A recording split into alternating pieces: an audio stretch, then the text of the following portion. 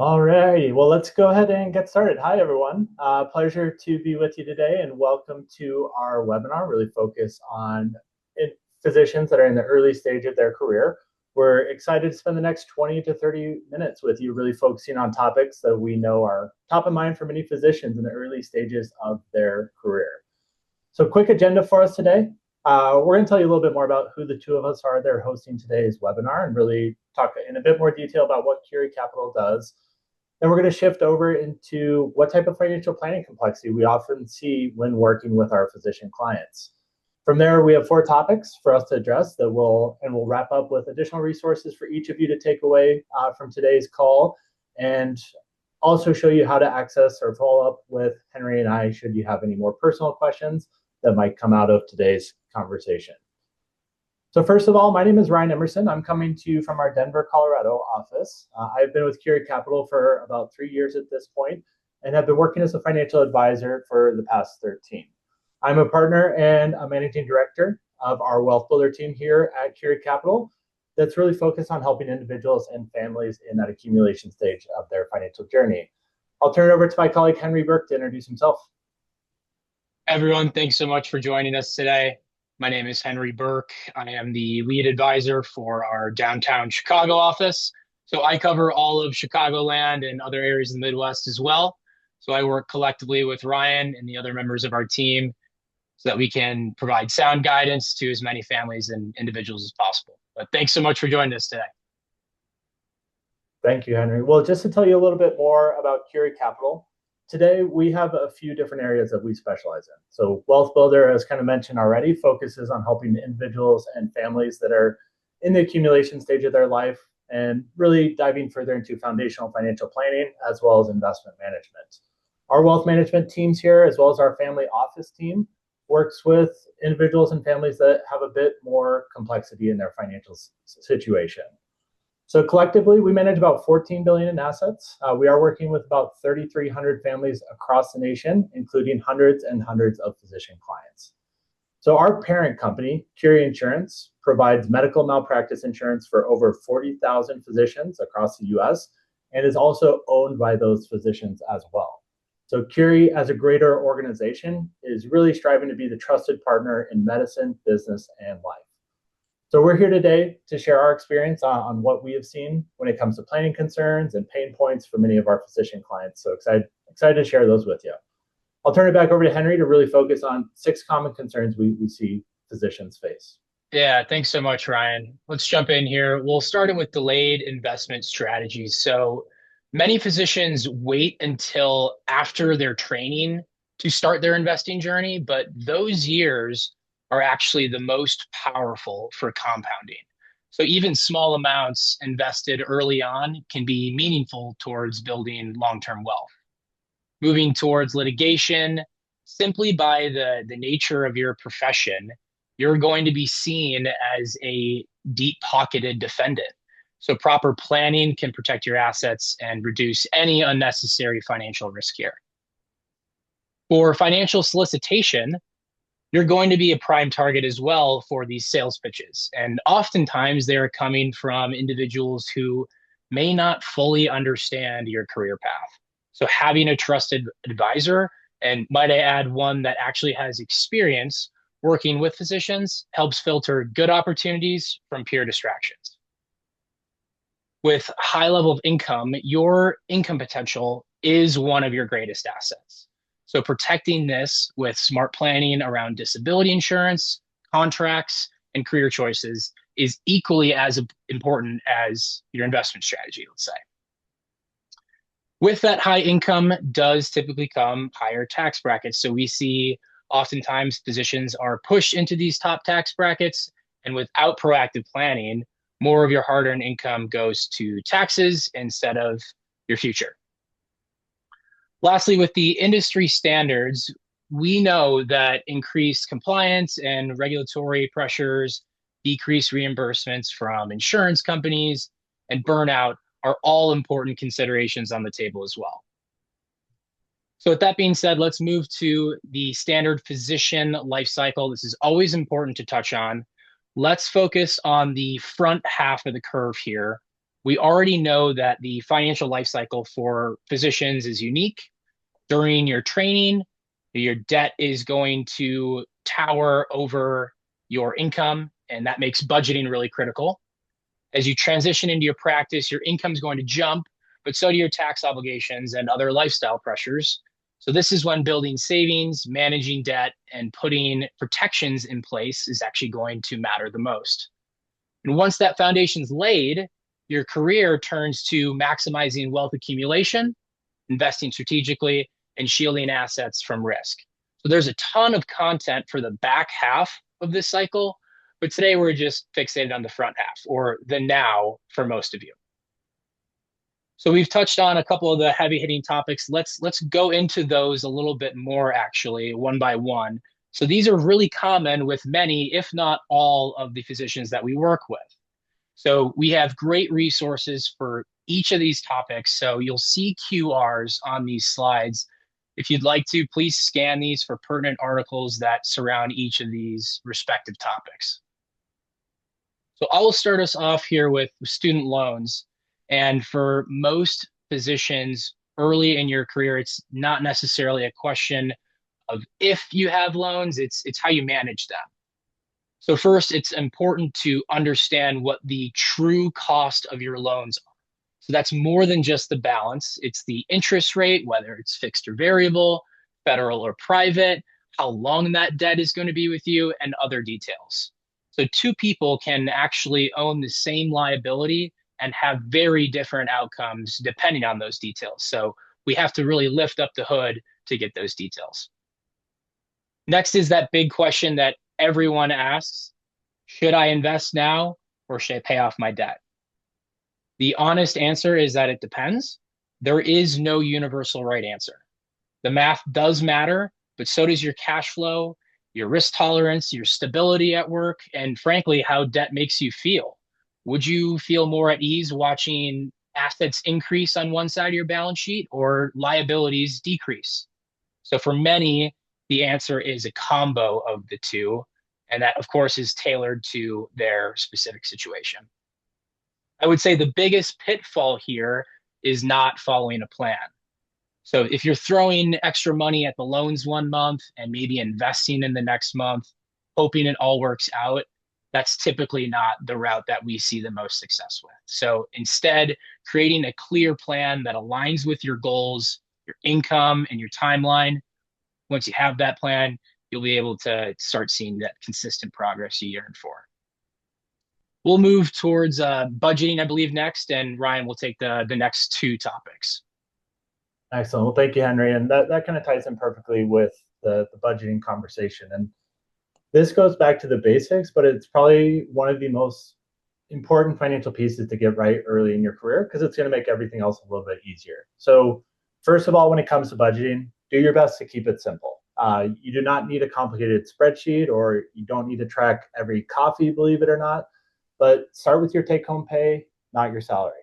From there, I want you to focus on really three buckets. So those are going to be fixed expenses like rent and insurance, flexible spending like food and travel, and then the third bucket is going to be savings. So if those three areas are intentional and realistic, your budget will be something you can actually stick to. And that's really what's going to matter.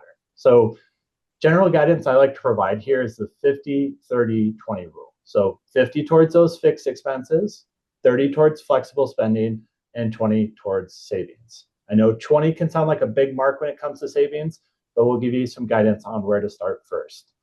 So that's going to be, first of all, building an emergency savings fund is a great place to start. It's important for this group as well, because for physicians, emergencies don't always look like car repairs. It can be board exams, licensing fees, credentialing delays, maybe moving or training for a new job. So those expenses are predictable in hindsight, but can honestly be pretty painful if you're not ready for them. So need to have some cash set aside to give you that flexibility, keep surprises from turning into debt. Finally, when we're more on the savings side, we really want to make sure that you are taking advantage of your employer's retirement match. So not only make sure you're contributing, but contributing enough to get the full match. It's important to remember as well that the match is part of your compensation. It's not a bonus. it is money you've already earned. So you need to make sure that you are taking advantage of it. Even if you feel like retirement's far away, getting this match is one of the highest impact financial decisions that you can make really early on in your career. I really want to note that budgeting is not about being perfect. It's about building a simple system that can run in the background so you can focus on being a great physician, not constantly stressing about money. Next big item, of course, is talking about insurance. And one of the biggest misconceptions we see, especially for early physician or early stage physicians, is that thinking that earning a high income protects you from life's curveballs. Unfortunately, it doesn't. It's true that an accident, illness, or an unexpected event can happen to anyone. And when it does, the financial impact can be very significant. So most physicians assume also that their employer benefits have them completely covered. But the reality is that many standard plans, especially on the disability insurance side, can often leave meaningful gaps. So they may not fully replace your income, they may be taxable, or they may not account for how specializing your training is. So those gaps can directly affect your lifestyle. And if you have one, it can impact your family. Another important thing to remember here is your needs are not going to stay the same. So what made sense as a resident or fellow may not make sense when you're an attending or buying a home or supporting others. So that's why it's insurance to not think of it as a one and done decision. It should be reviewed. I would recommend every few years, really, to make sure that it aligns with the life you're actually living today, not with the one you were living years or sometimes decades ago. So this ties back to something that we mentioned earlier as well, your human capital. So for most of you, your ability to practice medicine and generate income is the greatest financial asset. It's not your investments yet, it is you. So protecting that income is not about being pessimistic, it's about being responsible and really giving yourself options in case something unexpected happens. So again, the goal here is not to overinsure, it's to make sure the foundation is solid so that everything else you're building can stand comfortably on top of it. So I'll pass it back to Henry to talk a little bit more about some ideas for early career investing. Thank you, Ryan. So you actually just touched on this briefly, but any good investment plan is going to start with that emergency fund. So dedicating 3 to 6 months of your monthly expenses to a high yield savings account is what we would recommend. Although your high income can't give you back any time that's passed, it does provide you with an opportunity here. So a great place to start for early investing is tax advantaged accounts. So 401ks, 403bs, IRAs, HSAs, 529s, and the like. Aim to own as many of these as possible and maximize the contributions if it's feasible, because these dollars will compound quicker than, for example, in a taxable account. The earlier the contributions, the longer compound interest has to take effect. So for many of you in your shoes, Roth or after-tax contributions can also make sense, because right now could be the lowest tax brackets you ever experience. The trade-off being paying tax now at lower rates for decades of tax-free growth. So this can be remarkably powerful. So your higher income also provides threats too. So be mindful of your lifestyle creep. As your income grows, it's very easy for expenses to grow right alongside with it, but keeping costs in check is a key towards building that wealth. Now, at the same time, residency or fellowship is very, very busy. You're transitioning into a master of your field. You're managing long hours. You're trying to balance everyday life. So as Ryan mentioned, your investment strategy does not need to be complex to be effective. Keep it simple. Use diversified, low-cost investments, and remember that automation is going to be your best friend. So setting up automatic contributions so investing happens in the background without requiring monthly decisions on your end is going to be the best bet. This also avoids other habits like timing the market. So the less friction that's involved, the more consistent you'll be, And the more consistent you are, the better the outcome. Ryan's going to hit on the financial roadmap and bring us to a close before we'll field some questions. Excellent. Well, really want you to think of today and going forward. Your financial journey is really a roadmap. So early on, it's about managing debt and getting started saving. It's going to then transition into focusing on growing your wealth, planning for taxes, and of course, protecting your assets. Later on, it's going to be about really preserving what you've built and creating a legacy, really depending on what that means to you. So having a clear roadmap helps you stay on course, really, no matter where you are in your career.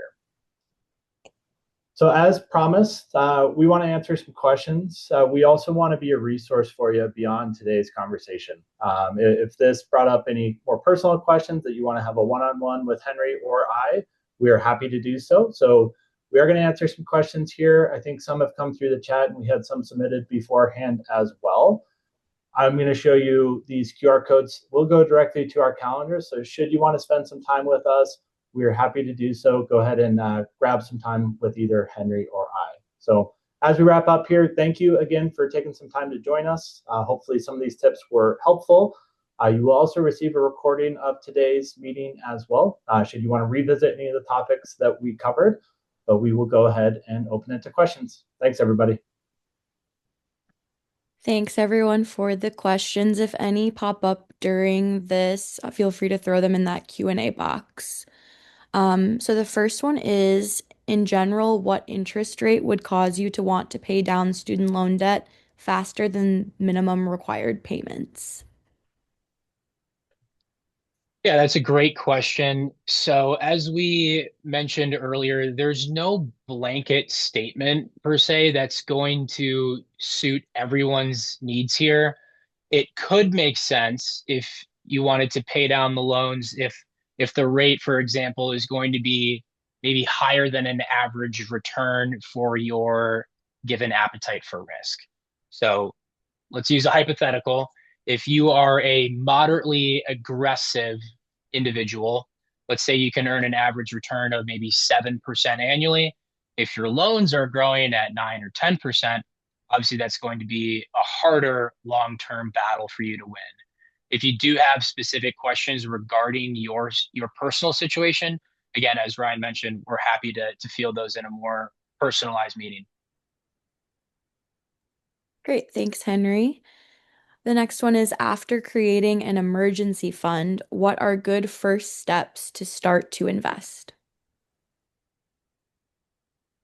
Yeah, I'm happy to take that one. I think when we look at kind of what we talked about today, emergency fund should be in place first, and then it's looking at those tax deferred accounts. So am I getting up to the match in my 401k or 403b? Am I also able to contribute to an IRA this year, or high yield, an HSA account? Those are going to be really advantageous for you because you are going to either be deferring taxes or paying taxes now and saving for the future. So you want to be working towards those accounts first. As you pass those marks, if you are maxing them out, you can be looking at saving towards after-tax brokerage accounts as well. Those are going to have a little bit more flexibility as far as being able to access those funds sooner, but really want to emphasize the importance of taking advantage of the tax-deferred accounts where you can. And then, as sort of a follow-up to that, what is the importance of fees when choosing investments? Yeah, that's another good one. These are important. I'll kind of answer this in two different ways. So for many do-it-yourself investors, there are internal expenses or expense ratios that are often overlooked if that investor is not comfortable maybe selecting individual stock positions. Let's say he or she is maybe using ETFs or mutual funds. They may fail to realize that they're paying a certain amount in expense ratios. For example, let's say it's 85 basis points or 85% of 1%. And that's simply just to be an investor in this mutual fund. So over the long haul, this is going to eat away at your gains, even if that number is lower than 85 basis points in this example, and seems trivial even at the time of purchase. In terms of fees, let's say for financial advisors, think the question that you need to ask yourself is, am I deriving more value than what I'm paying for?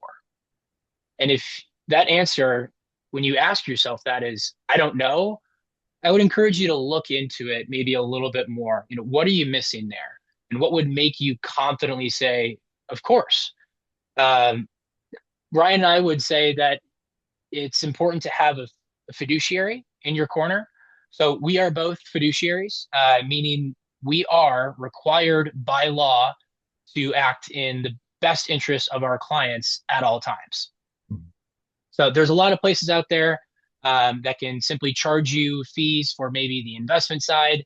I think having that fiduciary advice in your corner will make you feel better about paying a fee because you'll be able to tell yourself you're deriving that higher level of value, which is what you're seeking. Yeah. Thanks, Henry. Can you touch on whether an active or passive strategy is more appropriate for a new investor and also what types of investments they should consider? For example, equities, real estate, or commodities. Yeah, I'm happy to take that one. I think the active versus passive message, a lot of it has to come back to what you're looking to achieve with those funds. So oftentimes active can be a little bit more costly, but it can also be a little bit more personalized to your financial needs. So there's a good balance there as far as looking at having some active management where appropriate, depending on really the short term versus mid-term versus long-term goals, and goals are going to be different to everybody. So the second part of that question is as far as what to invest in. This is incredibly personal as well. We cannot sit here and tell everybody to invest all in stocks or all in bonds. You need to have a blended allocation from our point of view. And again, that's going to depend on a lot of items from you. What are your goals? How old are you? How comfortable are you with risk? Are big factors that we're going to be looking at, because that's going to help us make the decision on how aggressive, being more stock focused, you need to be versus, hey, maybe it's time to scale it back. So typically for some of our younger clients or early stage physicians, it can make sense to be a bit more aggressive, but that doesn't mean that's perfect for everybody. So really important to kind of understand risk, what that means. It's easy to want to be more aggressive in a stock market that just seems to go up all the time, but it's a little harder to stomach when we see some volatility. So important to kind of check in with yourself, have that conversation. If you have an advisor or are speaking with an advisor, that's a conversation to work through as well. Thanks, Ryan. The next couple are on savings, and the first one is how much should I save between a Roth IRA, investments, money markets, and CDs? Yeah, I can take that. I think the question you should probably be asking yourself is, the goals you have in mind. What specifically are you working towards? Then from there, you can start to narrow the field on really the types of accounts you should be contributing to. As mentioned, the tax advantage accounts will assist with more rapid compounding. But in terms of how much to save, Ryan kind of laid out the 50-30-20 rule. But um, it really should be prioritized based on what your goals are. If some goals are non-negotiables and maybe some are aspirational, then there probably should be more attention fixated on the non-negotiable goals. So from there, if you can reach that 50-30-20 rule, that's fantastic. If not, do the best you can. I would encourage you to save as much as you can up until the point where it doesn't interfere, with your lifestyle. Your personal life does not have to take a back seat to investing as long as you're honest with yourself about what a fair lifestyle for you is. Thanks, Henry. That second question on savings. Is it better to keep my savings as at my regular bank or to use a high yield account elsewhere for higher APY? And which banks do you recommend? Yeah, good question on that side. One issue we see with big banks quite often is that they don't feel as inclined to offer high interest rates on savings. So too often I'll see the Wells Fargos of the world, the Chase banks, where they're offering 0.1% on high yield and calling it high yield. And the fact is, in today's market, we are seeing interest rates dropping slightly, but we still see high yield cash accounts offering anywhere from about 3 to 3.5%. So there's companies, we use one called Flourish that offers 3.25 and has a great introductory rate that's higher than that as well. There's also Ally Bank, there's Marcus by Goldman. There's a lot of different options, so not biased towards where necessarily you need to be, but we want to make sure that you are at least getting the appropriate interest rate on those funds, because there's going to be less volatility naturally in your high yield savings account. So we want to have that for your emergency savings, be getting something on it, but also have it be accessible in one of those types of accounts. Thanks, Ryan. We have time for one more question. What are your thoughts on buying versus renting a home right out of residency? Yeah, it's a big question.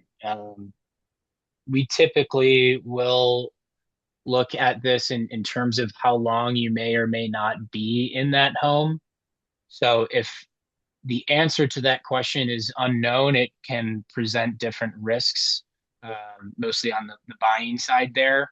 So there's a lot to take into account with a potential real estate purchase or debt, what the payments are going to look like, the type of the property, the real estate market in that geographic area, and more. For this one, super personal, I would say book some time with Ryan and I. We'd be happy to discuss pros and cons of the options you have in front of you. Yeah. And the only thing I would add on to that is that there's a lot of costs associated with owning. So when you're going through the mortgage process, there's closing costs. There's often going to be costs for improvements when you go in. And then when you're thinking about selling, there's costs to sell as well from the realtor standpoint. So be aware of those additional costs. If you're not planning on being there for a while, there's certainly the risk that you're not necessarily going to naturally have market growth on your home value as well. So just things to be aware of.